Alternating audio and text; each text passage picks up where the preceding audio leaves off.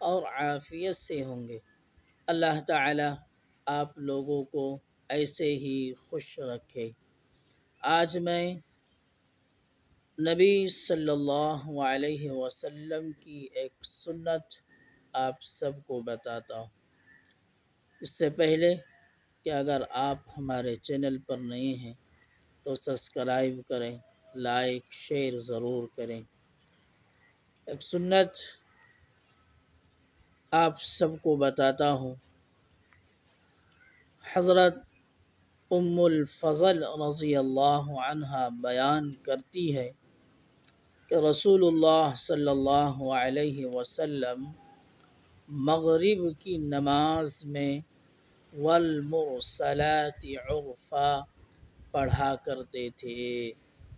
السلام علیکم ورحمۃ اللہ وبرکاتہ۔